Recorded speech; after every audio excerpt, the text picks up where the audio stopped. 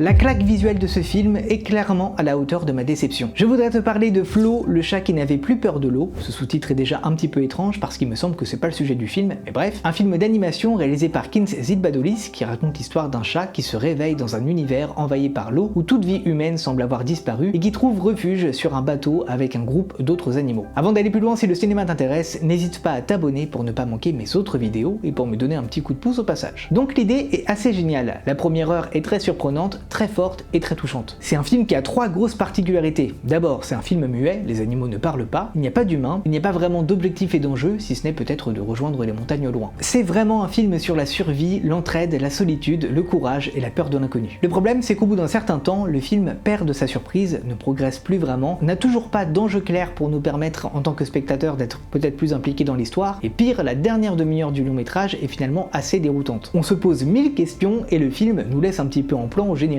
L'idée, encore une fois, était pourtant assez forte, proche de nos préoccupations actuelles, d'un chat qui voit sa maison engloutie par les eaux et tente de trouver refuge. Le rapprochement est assez évident, mais il en fait finalement pas grand-chose. Je ne sais pas quoi retenir de ce film d'animation alors qu'il avait tout pour être marquant et réussir à parler aussi bien aux enfants qu'aux adultes. Or, tout le monde est paumé, c'est dommage. D'autant qu'on a eu le droit très récemment à Stray, un jeu vidéo dans lequel on était dans la peau d'un chat errant dans un paysage post-apocalyptique déserté par les humains, jouant sur un aspect très contemplatif et ayant également une dimension écologique très forte. Et Stray est prenant sur toute sa durée, à peu près 7 heures, et offre en plus une conclusion extrêmement marquante, ce que rate malheureusement Flo. Voilà pourquoi j'ai été très déçu par ce film, mais n'oublie pas qu'il n'y a pas d'avis plus fiable que le tien, donc je t'encourage à aller le voir au cinéma pour te faire ton propre avis. D'ailleurs, si tu l'as vu, dis-moi ce que tu en as pensé en commentaire, et surtout, abonne-toi.